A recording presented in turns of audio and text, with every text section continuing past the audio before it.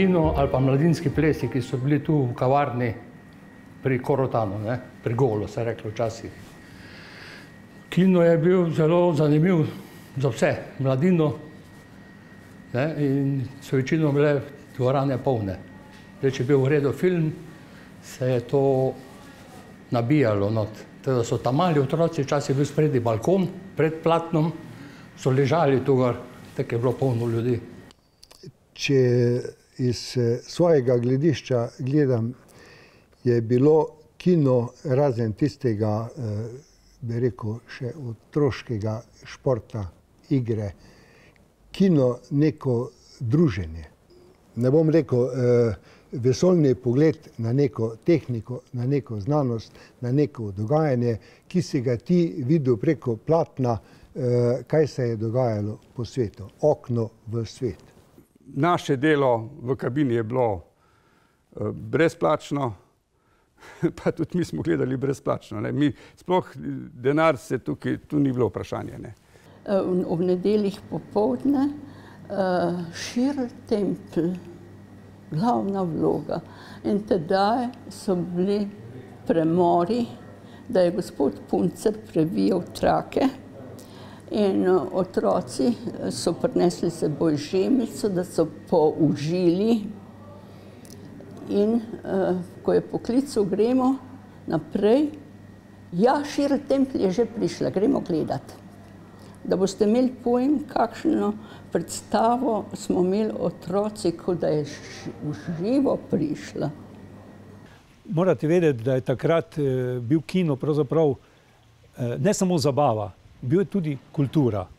In v tistih zgodnjih 60. in 70. letih se je pravzaprav vse vrtelo okrog kina v Slovenj Gradcu.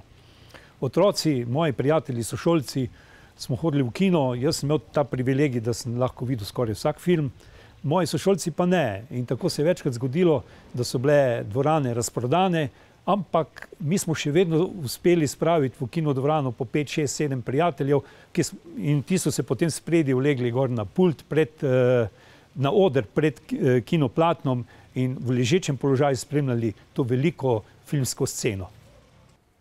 Ja, jaz mislim, da v tistem obdobju kina, ko je bil še tam na stari lokaciji in ko neke druge kulturne in zabavne ponudbe v mestih ni bilo, da je kino bil tista osrednja zadeva. Dvorane so bile polne. Niso imeli tako restriktivnih predpisov glede požarne varnosti in premakljivih stolov. Tam so lahko vsako luknjo dali dodaten stol, otroci so sedeli od spredaj, od zadaj in po strani. Zdaj bom nekaj zelo prozaičnega rekel, kino je bil okno v svet. Glede filmskih žanrov, glede tudi filmskih obzornikov, kakršnikoli so že bili, da ne bi zdaj o tem. In to izkušnjo filmsko, z ležanjem pred platnom imam tudi sam. Ko sem začel hoditi v kino, potem že brez očeta, seveda, je bilo tam naše mesto. In ko sem pisal o teh stvareh in objavil en tekst v ekranu, govorim natančno o teh doživetjih. Namreč, ko sem imel toliko denarja, da sem si lahko kupil sedež v prvi vrsti, kajti ležišče je bilo skoraj da zastonj pri Murku, ki je bil kinooperater in hkrati blagajnik, če tega ni Kovač v kinu upravljal. Sem se moral vse obraze naučiti na novo, ker sem bil v položaju, ko sem leže gledal na filmsko platno in pod platnom, so se mi potem pokazali isti obrazi, absolutno drugi. Edini, ki je bil enak z ležečega in sedečega položaja, je bil Fernandel. Vsak film je bil pospremljen z filmskim lističem, ljudje so jih zbirali, so z njimi dejansko spali, imeli so kupe teh papirčkov doma. Film je takrat imel neko materijo, ti dejansko si lahko kupil slike igralcev, slike iz filmov, takrat je izhajala revija Film, potem v kasnejšem obdobju tudi revija Ekran. Bilo je en kup tega promocijskega materijala, ki se ga danes že skoraj ne moremo zamisliti. Danes je recimo prava redkost, da dobimo še nekaj v kakršnikoli tiskani obliki in da to asociira na film. Tega je bilo včasih bistveno več. Gospod Murko je bil v blagajni in on je točno vedel, za vsakega, kje sedi doktor Strnad, gospod Herkovič z družino, ki je tako si prišel v blagajni, dobil si svojo stopnico.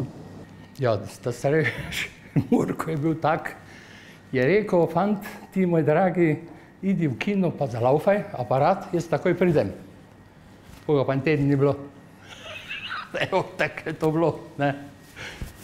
Tak način življenja on imel, ne, ker se je zanesel na nas, da ga ne bomo pustili na cedilu. To mi je ostalo še iz časa Golove kinodvorane, kot smo rekli, to se pravi, tam je bila kinodvorana, namreč moje filmske projekcije tam so izgledale v nedeljo sploh tako, najprej sem moral iti ministrirati, potem sem moral iti mimo Golovega Gregana in smo morali zreferirati, kaj je župnik Soklič povedal pri pridigi in potem smo lahko šli mimo njega po bližnjici in smo morali vedno zelo hiteti, da smo prišli pravi čas do ob 10 v matinejo si pogledati. Ko sem šel pa kdaj popoldne ali pa zvečer v kino, sem pa vedno videl, da so imeli Slovenjgračani stalne sedeže. In nikoli ni vprašal prodajalec, ali je bil to Kovač ali pa Murko ali pa kdorkoli drug, kje boš sedel. Vedno je vedel, aha, ta in ta sedež, 13. vrsta, drugi, tretji, 11., 5., 6. in tako naprej. Tudi jaz vedno sedim na svojem sedežu. To je tudi iz kronike bilo razvidno. Vedno so bili ljudje, ki so imeli svoj sedež v kino, ne? Svojo vrsto in svojo številko sedeža. To je bilo in je. In vem, ko smo večerni filmski abonma uvedli, so bili eni prav razočarani, ker niso mogli kupiti konkretnega sedeža. Ko smo rekli, gledajte, tu ni tako velikega števila obiskovalcev, vsak si lahko zbere sedež, ki je pač prost. Tako da so ljudje, ki želijo imeti svoje mesto. Tudi jaz recimo imam na dve mesti v dvorani ali pa na balkonu, kjer se usedem in si pogledam film.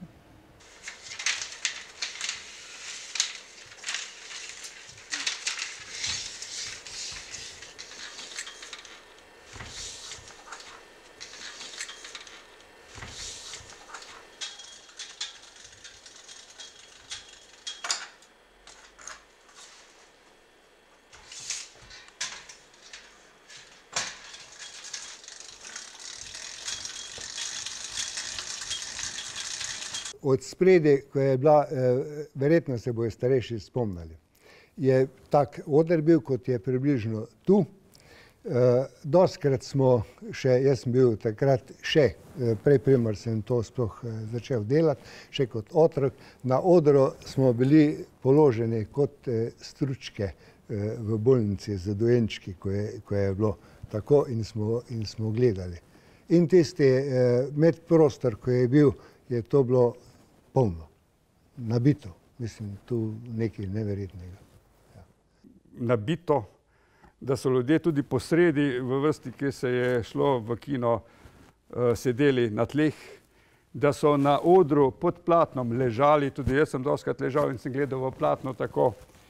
No, bili smo nekateri tudi zastonkarji, ne, ko nas je gospod Murko Franc, kot znan kinooperater Slovenjgradca, spustil not in potem je cela gruča otrok naenkrat stekla v dvorano. Seveda ni bilo nikjer sedežev in smo ležali potem pod platnom. Bili so komični filmi, bili so kriminalke, prvi westerni. Potlej pa s časom okupacije, se pravi med leti 41 in 45, je treba pač opozoriti, da so pod okupacijo bili izključno nemški filmi, da takrat so bili vse ostale produkcije, so bile odrinjene in v Slovenjgradcu so takrat tudi prestavili kino v Sokolski dom, se pravi zdajšnji kulturni dom. In to je bilo tudi ta prvič, da so se filmske predstave zavrtele na tej lokaciji, kodr kino občudujemo še danes. Do 48. leta so bili pretežno samo ruski filmi. Slava in dika Stalinu, Leninu, bratstvu, starejši brat nam je dal. Ko se je pa to otoplilo, je bil pa prvi film Pasti Kostja v barvah. No, to je bilo nekaj sproščujočega, da ni bilo tako moreče kot te prejšnji filmi, črno-beli plus nemogoča politična vsebina. Kar je pač direktor naročal, to je bil vse po njegovemu okusu je to šlo. Kar je on naročil pa dobil, kar je bilo pa naših slovenskih ali pa jugoslovanskih filmov, je pa tako pol so bile premiere. je bil tako dober, da je sploh dobil na hitro take filme, da so prišli pol tudi igralci, predstavice. Bilo je bolj orientirano na zahodne filme, se pravi ameriške. Smo nekaj poskušali tudi, se spomnim, smo imeli enkrat teden ruskega filma, vsega skupaj, pa ne vem, če si jih je 20 ljudi ogledalo te filme in smo pol to namero tudi opustili in smo pač morali vrteti tisto, kar gre, zato ker smo pa le morali tudi zaslužiti za plače. Na to je pa prišel prvi ameriški barvni film z Esther William James, plavanje, glasba, ja, čudovito, narod je drl v kino, vse drugega ni bilo v Slovenj Gradcu kot kino. Tudi ta Miro Gladež, ki je to kroniko vodil, je v bistvu eden od teh zanesenjakov. Jaz ne vem točno, v kakšni vlogi je ta oseba nastopila, razen to, da je med leti 52 in 70 vodil to kroniko.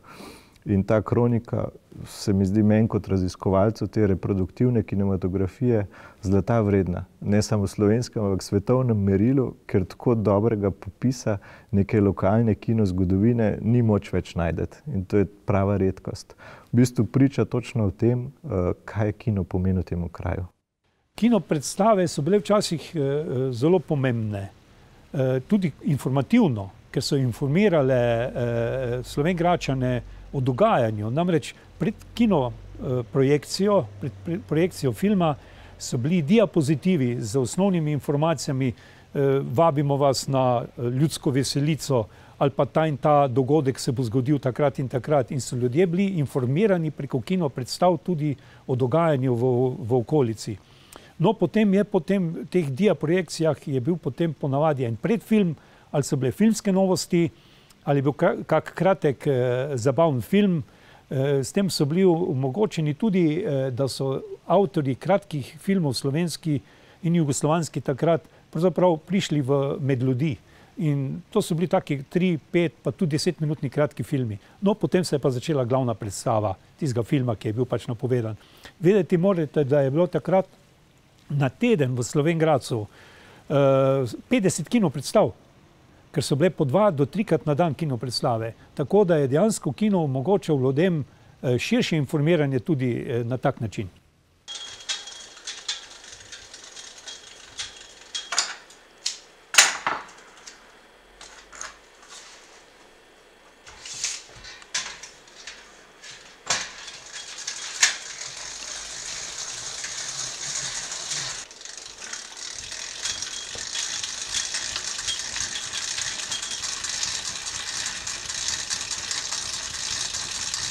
Če merim zdaj to potem, kakšna je ta moja filmska kilometrina, potem bi res rekel, da sem bil kar zelo zgodaj zastrupljen s filmom.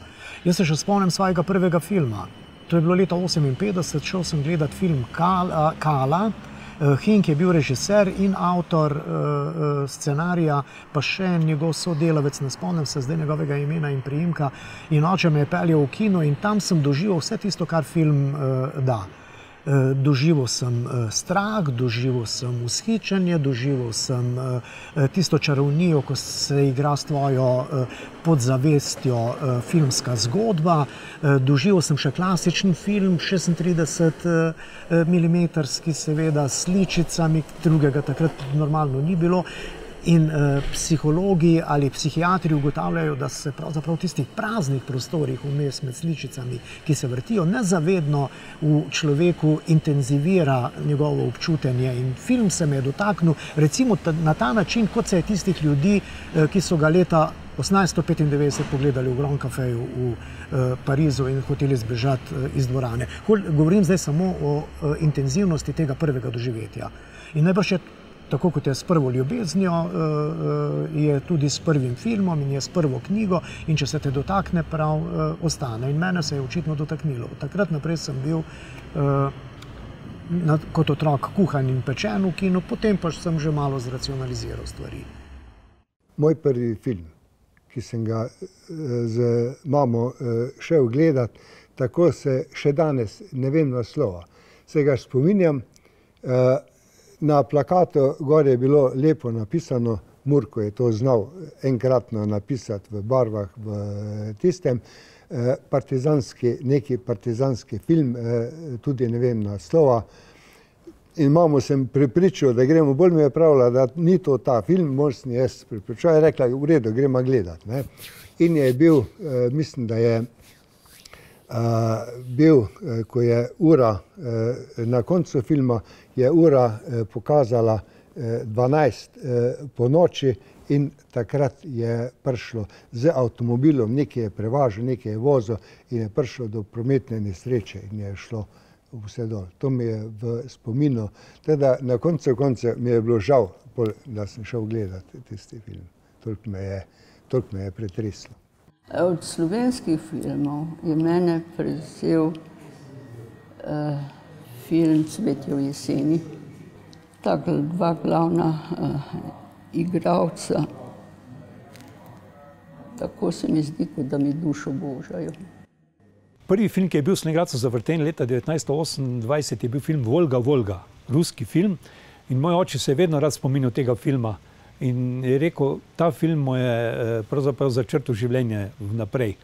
Tako lahko rečem, da tudi za mene. Jaz sem bil star 4 leta, ko sem bil prvič v kinu.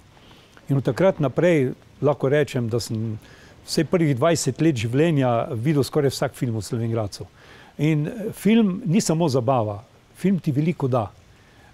Tudi široko razgledanost in je veliko takih prelomnih filmov, ki so se mi večno zapisali, kot je recimo en najpomembnejših tudi za mene v zgodovini filma Odisejada 2001 Stanleya Kubricka. Kino kot tak je takrat bil dejansko boom. Ljudje so si mogli karte kupiti bistveno prej. To so bile enormne vrste, govore o vrstah, ki so se vile okoli blokov, iz tega tudi izhaja ta beseda blockbuster. In to je bilo tudi pri nas v Ljubljani, v Mariboru, na vse zadnje tudi v Slovenj Gradcu. Zdaj, če je ta hotel Korotan takrat premogel, ne vem, morda kakih 180 ali pa dobrih 200 sedežev in če je na letnem nivoju naredil tak obisk, je dejansko pomenil, da so bile praktično vse te predstave zelo zasedene, ne. Lahko je bilo mogoče celo 100% zasedenost cel mesec. Zdaj, kaj se je zgodilo, recimo, ko je bila dvorana ena in edina takrat v prenovi, je mogoče najlepša anekdota prav iz Slovenj Gradca. Mislim, da je bilo okoli leta 1953, ko je bilo pač ustanovljeno to mestno podjetje, kinematografsko. Je bila dvorana tudi lep čas v prenovi od poletja, pa tja vse nekje do druge polovice novembra. No in rešitev so takrat našli na samem vrtu tega hotela in so potem te projekcije izvedli dejansko na prostem, tudi še v zelo poznem času, kar si danes ne moremo predstavljati, ne, ko se dejansko letni kini zaključijo nekje za začetkom septembra.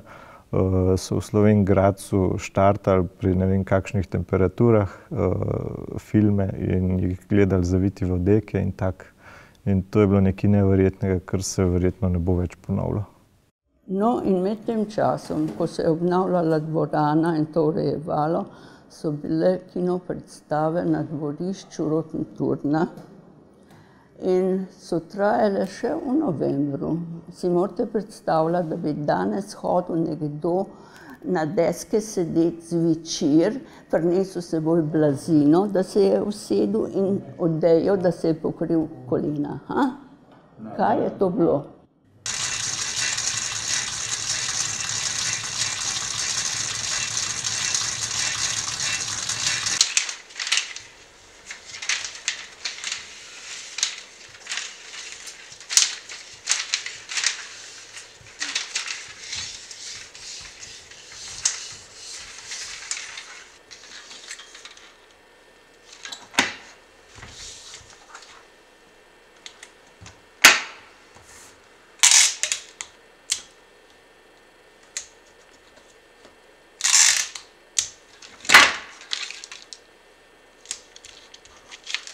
Tako imenovana kinokabina, kjer se je film pripravljal za predvajanje in kinooperaterji so imeli vedno radi pomoč, da so lahko sami upravljali druga dela. Predvsem, recimo, v nedeljah so bili 3 različni filmi na sporedu.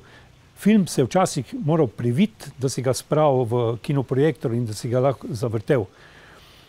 In v Slovenj Gradcu je bilo veliko otrok, fantov, ki so želeli hoditi v kino, pa so bili, niso imeli denarja in taki so se ponujali za pomoč.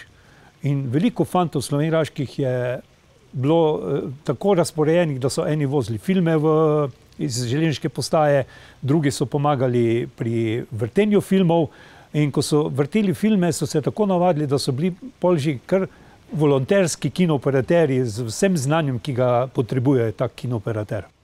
In kako priti v kino, da ne bo strošek za karto? Možno je bilo, da si vozil filme iz postaje, železniške postaje do kinokabine. To so bile ene take posebne gare, ki jih je imel ta gospod Murko Franc. On je bil takrat naš šef. Jaz sem bil že od malega pripeljan v kino, ker je oče bil to biljarder. On je bil na vhodnih vratih, pobiral kupone in je pripeljal mene ali pa brata, da smo gledali film. Samo do 8 zvečer, ko bo 8 zvečer je bila pa včasih policijska ura, nisi smel biti več na cesti. In tako smo mi začeli pol kot otroci hoditi v kino. Ko je gospod Murko rekel, ti ne bi prišel malo gor sukati te filme, previjati, pa kaj takega. Teda smo to počasi začeli hoditi v kabino. Voziti filme na železniško postajo, prepeljati filme. To sem bil verjetno že tam 10 let star, ko je to začelo se delati, 60 leta.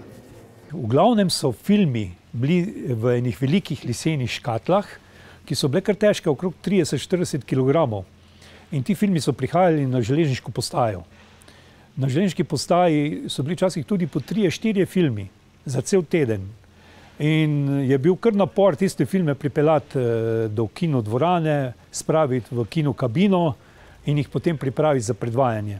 Po drugi svetovni vojni je bil poudarek na kinu strašanski, predvsem po zaslugi tega, ker je v Sloveniji bila tudi Iskra, ki je takrat lahko opremila vse te kinodvorane z novimi svojimi projektorji.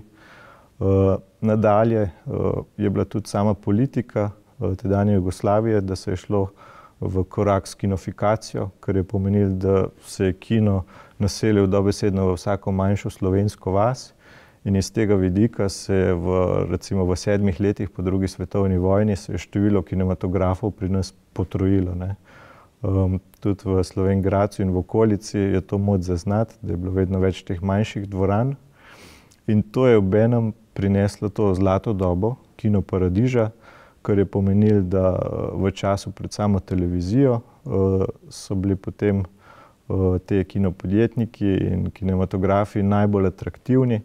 Ljudje so tam pač preživeli večino svojega prostega časa in iz tega obdobja poznamo tudi te strahovite številke, ki si jih danes ne moremo več zamisliti. Naprimer, da je bilo leta 1959 in leta 1960 v Sloveniji preko 17 milijonov obiskovalcev letno. Zdaj za primerjavo, v zadnjih letih dosegamo 2 do 3 milijone. Običajno smo imeli 2 velika koluta, se pravi 4 male, prosto navite v teh lesenih oziroma notri pa v teh kartonastih škatlah. In zato sta bila tudi 2 projektorja v kinokabini. Ko je en kolut iztekel, približno si že gledal, koliko je še filma ostalo. In na samem filmu so bile praske zadnjih 10 sličic zaženi drug projektor. To je bil znak za kinooperaterja. Zaženeš drug projektor, že ima v roki to blendo gor in že laufa naslednji, tega pa ta drugi ugasne prvega. Je bil tak preklop. Tako da, če si bil zelo dober, spreten, ta gledalec ni opazil, da v bistvu je že začel drug projektor laufati. Včasih so prišli ti filmi že prej, da so ležali tu 14 dni že prej. Če je bil kakšen fajn film, smo si ga z Murkotom sami zaigrali naprej, da smo pregledali, če je v redu.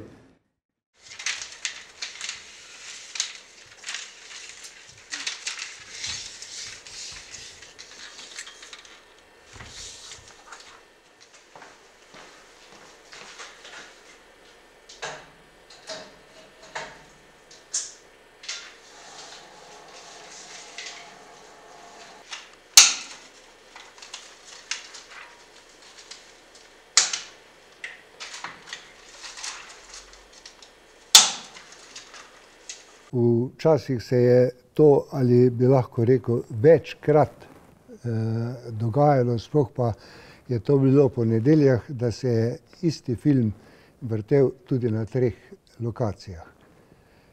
Prva lokacija je bila Dolič, potem je bila Mislinja, to se pravi v Šentilju, kinodvorana. Tretja lokacija je bilo Podgorje, sicer tisto je bilo bolj redko, ampak tudi se je dogajalo. Četrta lokacija pa mestni kino Slovenj Gradec. In to začelo se je nekje v Doliču ob 2, pa z pričetkom v Slovenj Gradcu ob 6 zvečer. Da pa kako recimo je potekalo to? Vsak film je imel 3 do 4 kolute, to se pravi celoletnega filma. Ko je en kolut šel proti koncu, v Mislinju je bil takrat operater Križovnik, če se ne motim, je prišel v Dolič, vzel kolut, ga odpeljal v Mislinje, odvrtel prvi kolut, je prišel gospod Murko, to se pravi Franjo, vzel in je šel v Podgorje. V tem in tako dalje je to potekalo do 3., odnosno 4. koluta, pač odvisno, koliko je bilo. In na vse zadnje iz Doliča sem je prišel Murko, me peljal v Podgorje, dokončal in v Slovenj Gradec. To je bila ena taka pestra pot nedeljskega popoldneva. V mojem obdobju to ni bila kakšna posebna pot. Tisti film naročil, je prišel z železnico ali avtobusom, ampak pogosto se je kje zgubil, ali pa če si hotel biti aktualen s programom, si ga šel iskat v katero drugo mesto z avtomobilom, da si ga lahko zvečer že predvajal. Se je zgodilo tudi tako, da je bil film tako aktualen, da smo si ga recimo med Velenjem ali pa bližnjimi mesti prevažali tudi po kolutih. Film je na 2, 3, 4 kolutih, odvisno od dolžine. In ko so oni prvega odvrteli, začeli drugega, smo mi prvega odpeljali in to pač je bilo živčna vojna, ne? Po cesti sem in tja, previja tiste kolute, ampak to ni bilo tako pogosto, no. Je pa bilo seveda treba imeti kar nekaj časa, da si film pripravil. Čeprav naš Damjan, tehnik, reče, da na analogni tehnologiji, ko se je ustavilo, se je dalo kaj narediti. Ko se ustavi zdaj, v digitalni dobi, žal se ne da narediti nič, dokler ne pride serviser. Ko sem v Dravogradu na železniški postaji prevzel film in reklamni material, sem še skočil vmes v Avstrijo, pač tiste časi so bili nakupi v Avstriji bolj pogosti in sem film peljal sabo v Avstrijo. Sem ga imel zadaj v prtljažniku, nisem se niti spomnil, da to naj ne bi naredil in sem imel kar velike težave pri ponovnem uvozu filma v takrat Jugoslavijo. In so na meji, še posebej jih je pa zbodlo to v oči, zato ker sem imel še reklamne materiale za neke malo bolj žgečkljive filme in so me že obsodili, oziroma obtožili, da prevažam oziroma širim pornografijo in ne vem kaj vse, tako da sem jim komaj dopovedal, kdo sem in kaj sem in zakaj imam to sabo. Ja, prišel je enkrat en film, ameriški vojni film, imenoval se Meš. Film je bil en teden tukaj, že prej, in smo se dogovorili, da bomo mi ta film po noči odigrali. Ja, in kaj se je zgodilo? Kolega je povedal kolegu, kolega on jih je spet kolegu povedal, je bilo 200 ljudi v dvorani po noči, o polnoči. Pride direktor, vpraša, kaj je to, pa nič ni bilo kaj narobe. In smo odigrali ta film da smo en teden prej videli, zakaj se gre ta film.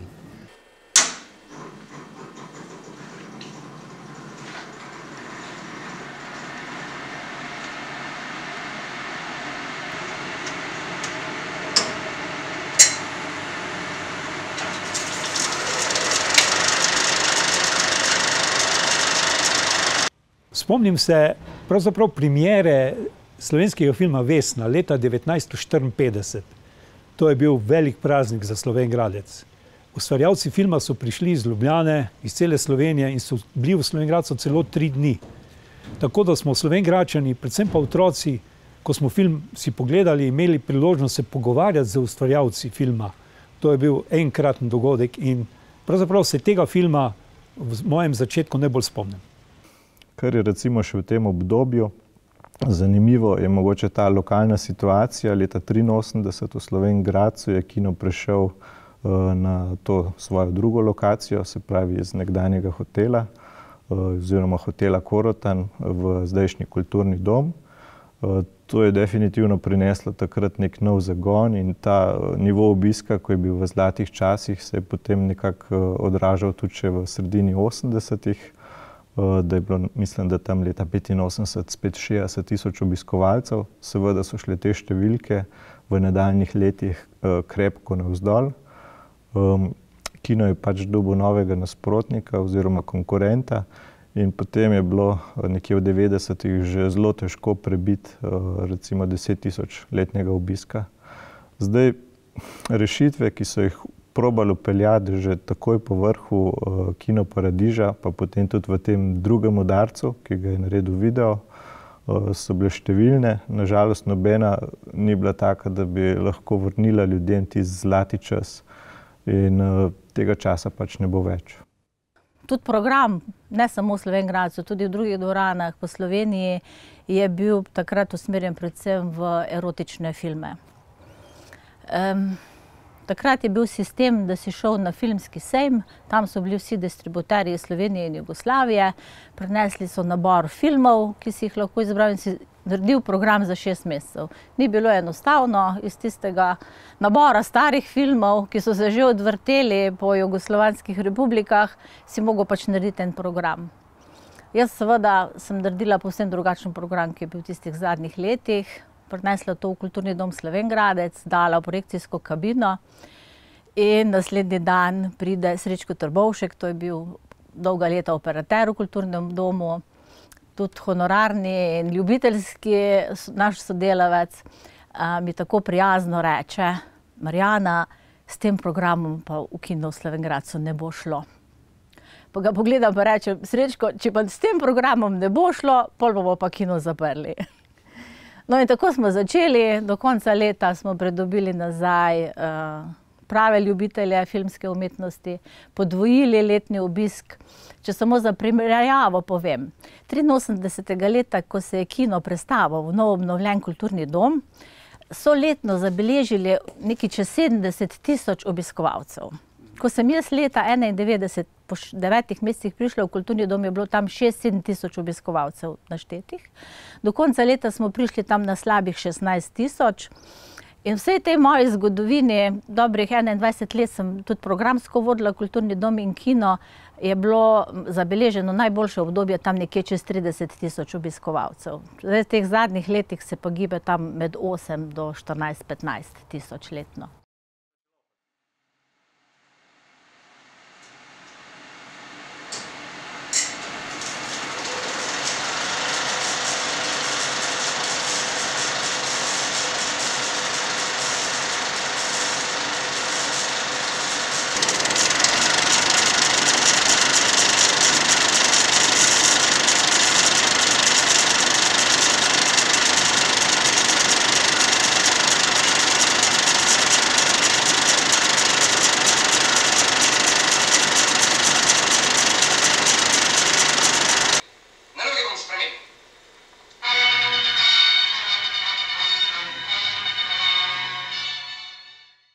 Dvajset let sem vodil filmski abonma, kot smo mu rekli. To se pravi, pogledali smo si vsak mesec en film, ki je bil praviloma ne hollywoodska produkcija.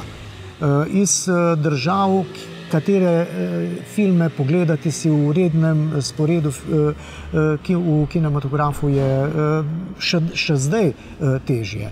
In ko so se odpirali pravzaprav na vzhod ali pa v neke manjše kinematografije, so se s tem nabrali neke izkušnje in moram reči, da je med njimi zelo veliko bilo kasnejših zaprisežencev filmskih in so ohranili ta odnos do filma. Jaz mislim, da jim te izkušnje predvsem manjka. Da jim manjka potem tudi tiste nadgradnje, ki jo skušamo zdaj v Slovenj Gradcu upraviti, da je treba vendarle se v filmu potem tudi pogovarjati. Da to ni samo zgodba, ki se tiste trenutke, ko se začnejo napisi, kdo je film ustvaril, konča in je moč zapustiti dvorano, pač pa da je takrat pravzaprav bi se film moral začeti še enkrat z drugim ogledom, svojo pametjo in svojim videnjem. In ker te izkušnje nimajo, seveda v kino tudi ne hodijo. V skladu za svetovno produkcijo in trendom se je pa nekje v drugi polovici prejšnjega desetletja se je začelo po svetu množično opremljati dvorane z DCP projekcijsko opremo. To je v bistvu standard, ki je še danes v veljavi in ponuja kompletni paket, v kakšni obliki naj bi bil film zapisan, da bo standardiziran in enak za prikazovanje v vseh dvoranah po svetu. In ta DCP je pač osvojil tudi Slovenijo nekje od 2010, ko se je začela opremljati kinocentre. Dokončno bi rekel, da je bil val te digitalizacije v letih 2013-2014, ko je dejansko bilo potrebno narediti ta preskok iz preprostega razloga, ker so se te standardne filmske kopije, ki so bile nekje merilo za prikazovanje v kinodvoranah praktično od samega začetka, se pravi 115 oziroma 120 let, niso bile več dostopne, ne? Tam okrog leta 2008 mislim, da smo dobili prve dopise z ameriških filmskih studijev, da ne začnemo razmišljati o digitalizaciji kinematografov in oni so že rekli, da leta 2015 filmov na 35 mm traku ne bo več. Jaz moram priznati, da si pravzaprav nismo znali predstavljati tudi jaz ne, kako in kaj bi naj ta zadeva šla. Tudi na Ministrstvo za kulturo žal ne in smo bili med enimi zadnjih v Evropi, ki smo tej zadevi pristopili.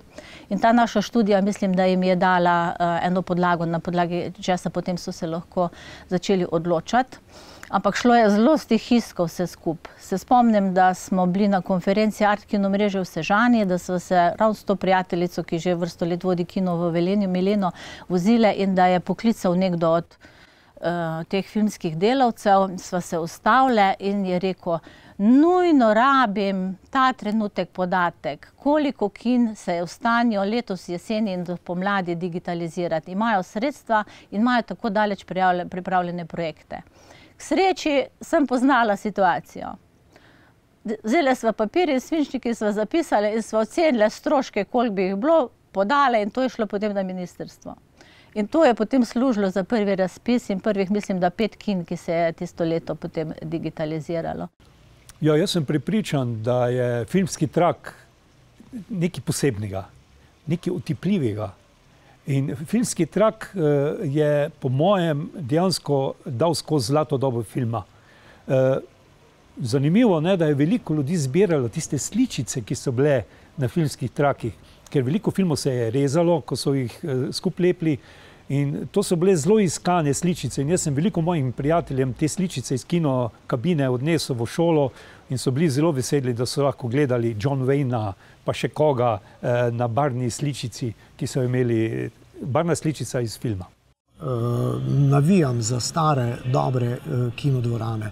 Imam tudi eno, recimo že takoj iz začetka, eno zelo slabo izkušnjo s temi multipleksi oziroma s prikazovanjem filmov v teh dvoranah. Šel sem pogledat, tega se najbolj spomnim, Gravitacijo, ker sem prebral pri Marcelu Stefančiču, kak pravzaprav odlično vzdušje je. Prvič doživiš vesoljsko tišino in še kaj. In sem šel tja s tako visokimi pričakovanji, da me je po 5 minutah seveda vse skupaj požrlo. Začelo se je s kokicami, začelo se je s pogovarjanjem, začelo se je z raznimi medklici, nič od tišine, nič od vesolja, nič od nič. Samo s tepo bi se še lahko človek, če bi vzel v zakup to igro. Ne, verjamem v klasično dvorano in v kultiviranega filmskega gledalca. Vse ostalo se pa lahko dogaja v tem prostori, ki so temu namenjeni.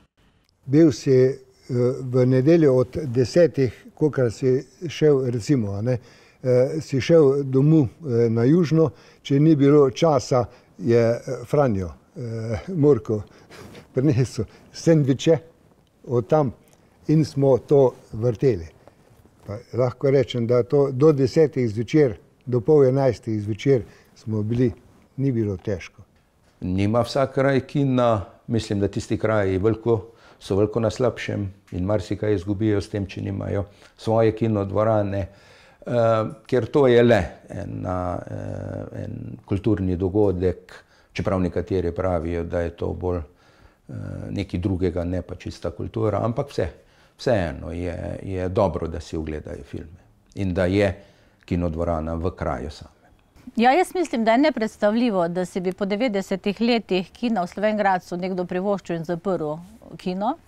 Čeprav moram povedati, da ne tako daljni zgodovini so bili posamezni politiki v Slovenj Gradcu, ki so imeli želje tudi po zaprtju kina. Kljub tako veliki in široki ponudbi, ki je zdaj na področju kulture in predvsem zabave, se mi zdi še toliko bolj pomembno, da ostane kino, da je to ena dodana vrednost in kulturi in zabavi v mestu, da smo vrsto let na Koroškem edini redno delujoči kino in da mora kino ostati naprej, seveda. Ta stalnost kina v Slovenj Gradcu je vseeno presenetljiva, glede na število prebivalcev, ki jih ima samo mesto oziroma občina. Bi pa rekel, da ta prisotnost kina je definitivno bila možna zaradi tega, ker je bilo v nekem obdobju neka oseba ali pa več teh oseb, ki so pač rasli s kinom in videli v tem neko vrednost, ki jo morajo gojiti potem tudi za naslednjo generacijo.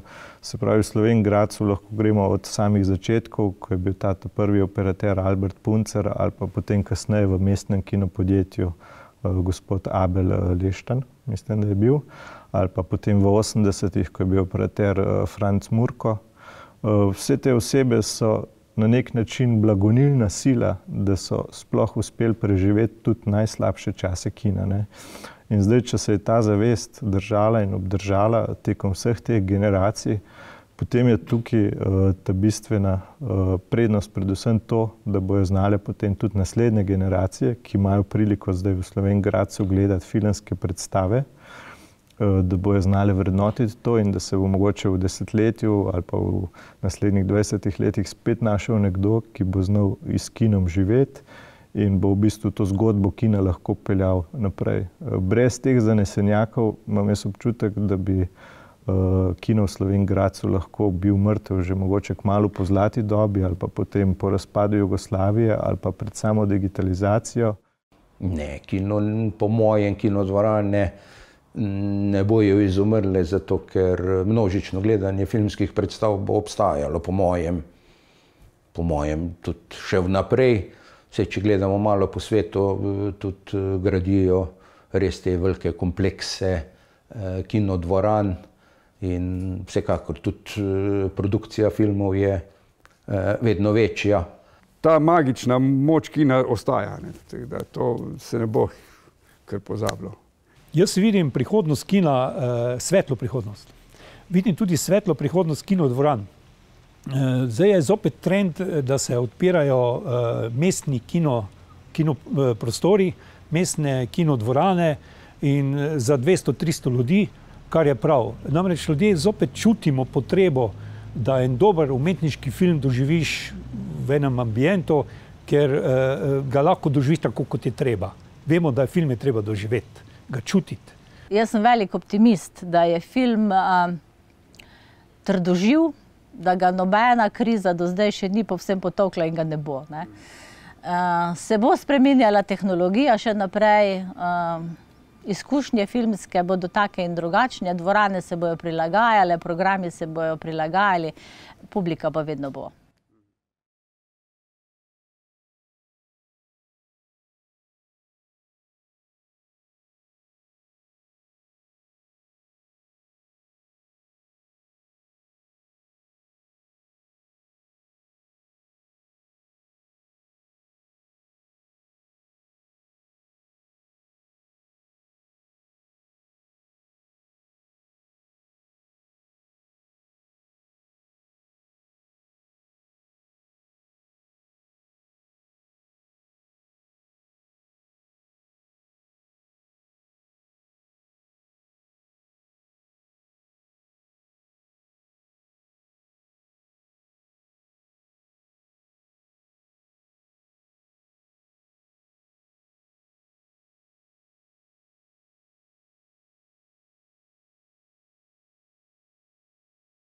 Hodim, ja.